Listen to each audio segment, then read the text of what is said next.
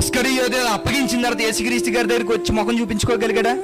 ఇస్కరియోతకి ముఖం చూపించడానికి చెల్లలేదట. అందుకని దేవుడి దగ్గరకు రాలేదు. ఇలాంటి దుర్మార్గుడిని చావడమే బెటర్ అనుకుని ఉరి పెట్టించుకున్నాడు. డబ్బును కూడా ఉపయోగించుకోలేదు తెలుసా. విసిరీశాడు. ఆ డబ్బులు నాకు వద్దు అనుకుని, నా క్రీస్తుని చంపిన డబ్బులు నాకెందుకని విసిరీశాడు. నా క్రీస్తు నా ముఖం చూపించలేదు అనుకుని ఏడ్చి కుమిలిపోయి ఊరేసుకుని చనిపోయాడు. పడిపోయినటువంటి జీవితమే ఒకవేళ ఉంటే తిరిగి మరలా కట్టుకోవడానికి దేవుడు అవకాశం ఇవ్వడానికి పెట్టాడు. ఎందుకంటే ఈ జీవితం, విశ్వాసీ జీవితంలో పడిపోయే పరిస్థితులు ఉంటాయి. ఏదో ఒకలాగా పడిపోయి పగిలిపోయే పరిస్థితులు ఉంటాయి. కానీ అందరి యజమానులు లాంటి వాడు కాదు మన దేవుడు. అందరి యజమానుల చేతుల్లో ఉన్న గాజు బొమ్మ పడిపోతే, గ్లాసు పడిపోతే వాళ్ళకి పనికిరాదని పడేస్తారు.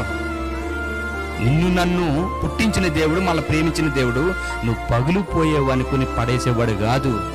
పగిలిపోయి నిన్ను అతికించుకుని మరల తన దగ్గర పెట్టుకోవాలనుకునే ప్రేమ అయింది. పడిపోయినా నిలవబెట్టుకుంటాను, నువ్వు నీతిని కొనసాగించగలిగితే మరొక నేను నా దగ్గరికి హక్కుని చేర్చుకుంటాను అనుకుని ఆయన చెబుతున్నాడు. దేవుడు చెబుతున్నాడు, నిన్ను ఉద్ధరించడానికి నేను సిద్ధంగా ఉన్నాను.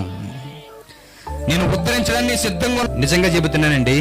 ఆయన ఏ మాటలైతే అన్నాడో ఆ మాటలను ఎవడైతే నమ్మి విశ్వసిస్తాడో ఖచ్చితంగా వాడి జీవితంలో జరుగుతుంది.